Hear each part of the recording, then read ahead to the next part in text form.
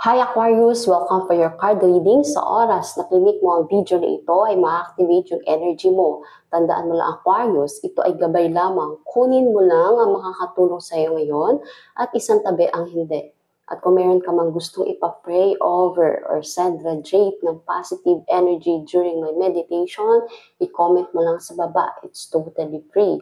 At tandaan mo lang Aquarius na ang pinaka-importante sa lahat ng card reading ay ikaw. So, let's start for your card reading. So, for Aquarius sign, thank you so much. Oh, okay. Oh.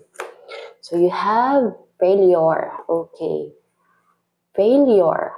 I understand that a mistake is only an opportunity to learn. Failure. I understand that a mistake is only an opportunity to learn. Okay? So, Aquarius, itong card nito na failure, I feel nagkakaroon ka na ng tinatawag na evolution o growth. Okay? So, ang failure Aquarius ay tinuturo sa'yo yung humility and patient. Okay? Humility na kung ano lang yung nalalaman mo during the time, sa mga panahon na natututo ka pa, yun lang talaga yung alam mo. Okay? So, ibig sabihin, magkaroon ka ng acceptance. Okay?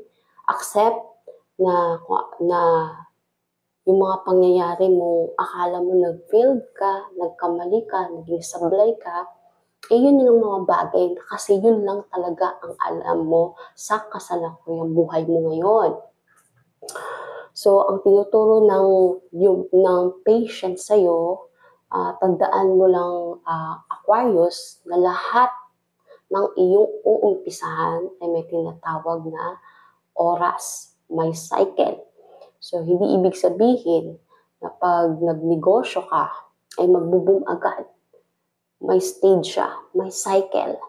Kaya maraming mga negosyante na failed kasi akala nila pag nag-start sila ng negosyo is boom agad. May stage. Yun yung tinuturo sa'yo ng failure. Patient, may oras, may divine timing, okay? May cycle, may stage, okay? Kahit sa relasyon or romantic relationship, may stage siya. And kung ano man yung nangyari sa'yo, okay, sa iyong buhay ngayon, hindi yun yung kabuuan mo. Hindi yun, yung failure, hindi yun identity mo. Yung pagiging sablay mo, pagkakamali mo, hindi yun ang kabuuan ng buhay o identity mo. Nagkamali ka lang, nag-failed ka lang, nagsablay ka lang, dahil parte yun ng pagkatuto mo. Okay? Pero kung hindi ka magsasablay, hindi ka magkakamali, hindi ka mag-feel, wala kang matutunan. Okay? Aquarius, lumaki kasi tayo na hindi sa atin na ituro na ang pagkakamali, ang pagkakasablay, ang failure ay bahagi ng buhay natin. Okay? Hindi sa atin yun na hindi na ituro sa atin ng mga magulang natin o mga lolo't lola natin sapagkat yun lang din yung natutunan nila. Pero ngayon, yung failure na yun, kunin mo lang doon kung ano yung naging action mo na nagbibigay sa iyo ngayon ng parang wisdom. So, it's time for your reflection. So, sa cycle ka ngayon ng reflection kung ano yung naging action mo na pwede mo isaayos ngayon. Ano yung naging decision mo dati na isaayos mo ngayon. Ano yung mga intensyon mo dati o goal o why mo dati na kailangan mo isaayos ngayon. Bakit kailangan ma-failed? Kung hindi ka mag-failed, Aquarius, hindi ka makakarating sa biggest stage mo, which is success and manifestation. So talagang dadaan ka. Walang taong hindi dadaan ng failure. Kahit bilhin mo man yung katalinuhan o bilhin mo man yung experience ng mga ibang tao, dadaan ka. So, I want you to encourage you to have a time to reflect for yourself. As Aquarius sign, Aquarius sign, Libra, and Gemini, ikaw yung pinaka-fix. Ibig sabihin, more on idea and logic. Kaya pag gusto mo agad, bigla ang success, gusto mo agad is perfect na. So, itong failure, tinuturo sa'yo na hindi mo kailangan maging perfect. Ang kailangan mo lang is ano man yung logic, ano man yung idea mo, umpisahan mo siya ng paunti-unti. Okay? Kung ano lang yung kaya mo ngayon, Aquarius, yun lang yung gawin mo. At yung the rest, have a trust to yourself and trust to the God timing. Okay? Trust to God. Ibigay mo sa Kanya. Open your heart. Okay? Connect with yourself. So, for connecting to yourself, our heart, Aquarius, is the pinaka-spiritual organ. Kumbaga, yan yung connection mo kay God. At maririnig mo lang siya in time you are in silent. Okay? Meditation is a time of reflection. It is listening to God. So, kung kailangan mo, Aquarius, ngayon na magpahinga, go out, go to nature. Ang pagkokonekta sa nature o paglabas into nature is connecting to God. Okay?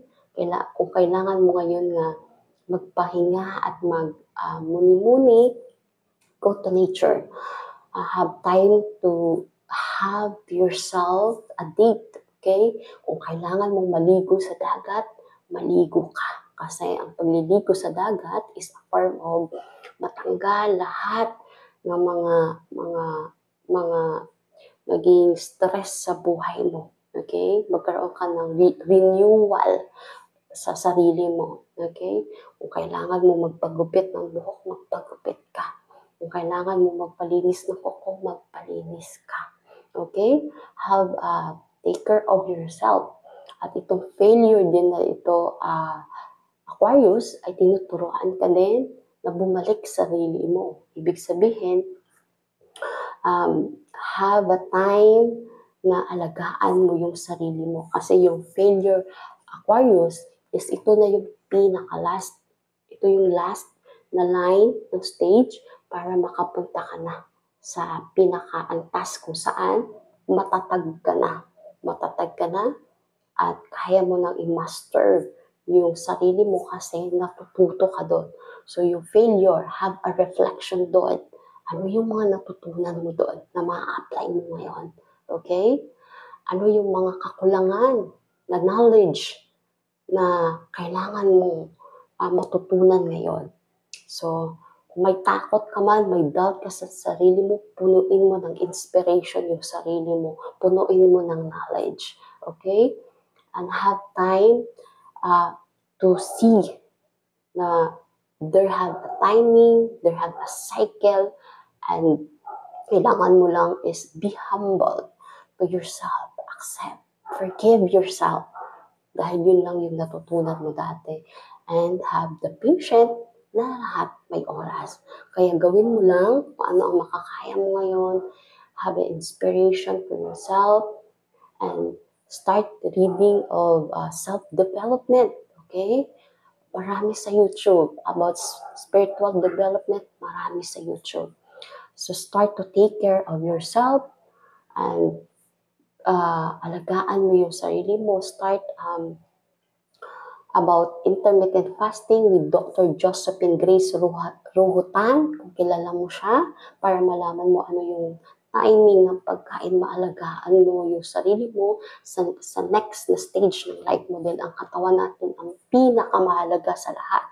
Okay? Kung ano man yung nawala sa'yo dati, nawala lang yung mga pera, tao, relasyon, pero ikaw, buo ka pa rin. Hindi yun yung total identity mo. Okay?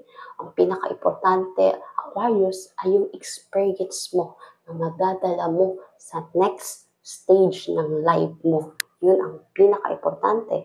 And start journaling. Journaling is as therapy. It's a medicine kung lahat ng iniisip mo at lahat ng nasa puso mo ay isulat mo doon. Kasi it's a form also of manifestation.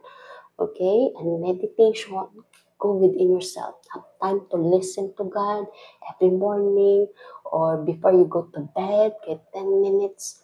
Start deep breathing exercise. Start makinig ka sa mga frequency sound, 5 to 8 hertz. Meron sa YouTube. Have time for that.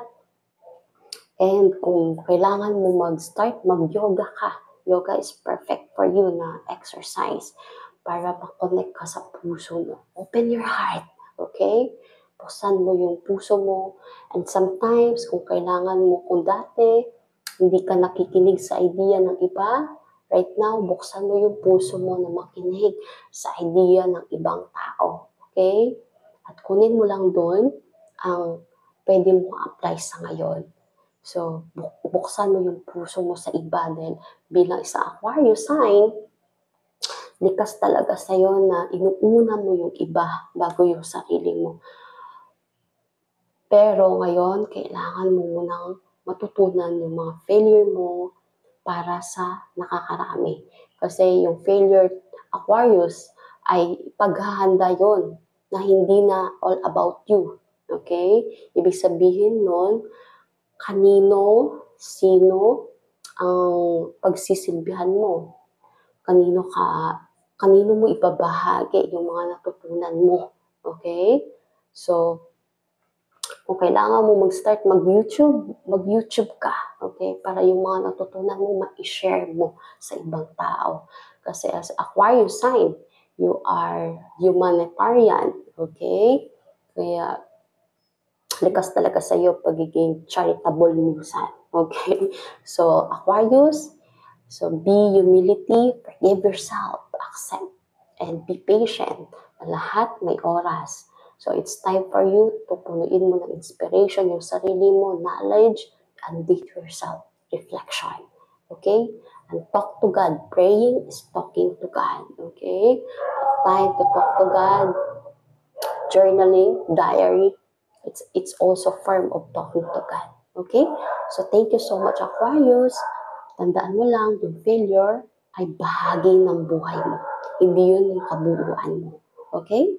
So, thank you so much and see you for your next card.